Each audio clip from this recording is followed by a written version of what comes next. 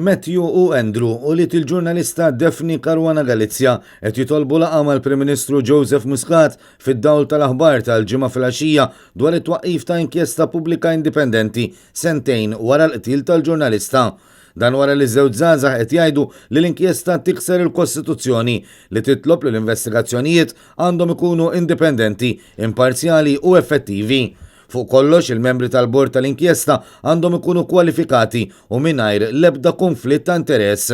Propju fuq dawn l-aħħar punti, Matthew u Andrew qed itennu li l-għażla ta' 3 persuni mill-gvern biex jiffurmaw dan il-bord ta' inkjesta mhijiex valida. La darba li mħallef emeritus Michael Mallija li se jkun qed imexxi l-bord kien involut fl-investigazzjoni kriminali dwar il-mewt ta' Daphne Caruana Galizia. Dawnu ta' konflitt kif it-termini tal-inkjesta nifisom jgħidu li dawn ma jistgħux ikunu relatati. Iż-żewġ aħwa elenkaw dawn il-punti f'posts li għamlu fuq il-medja soċjali fejn notaw ukoll il-professur Ian Refalo u konsulent tal-Ministru tal-Ġustizzja. Barra minn hekk qed jeżerċita wkoll bħala konsulent tal-Gvern f'każ li għadu għaddej kontra whistleblower.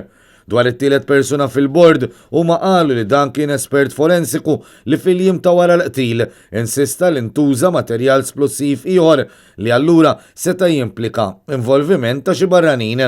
L-inkjesta pubblika indipendenti tħabbret mill-Gvern anqas minn ġimgħa minn meta kellu jintemm it-terminu mitlub mill-Kunsill tal-Unjoni Ewropea għall-inkjesta indipendenti wara l-qtil ta' Daphne Caruana Galizia.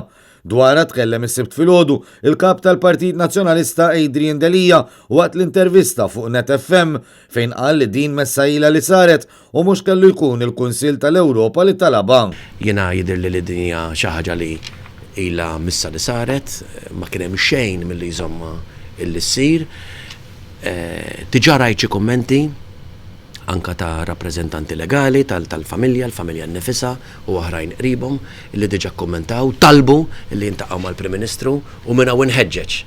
Verament inħeġġeġ il-Prim Ministru illi din id-darba il-verità bil-forsi toħroġ. Fl-isqarrija biex iħabbar it-twaqqif tal-inkjesta, il-Gvern qal li din għandha tiġi konkluża fi żmien 9 xhur u pubblikata fuq gwida tal-istess kummissjoni li se tkun qed tirregola lilha nnifisha.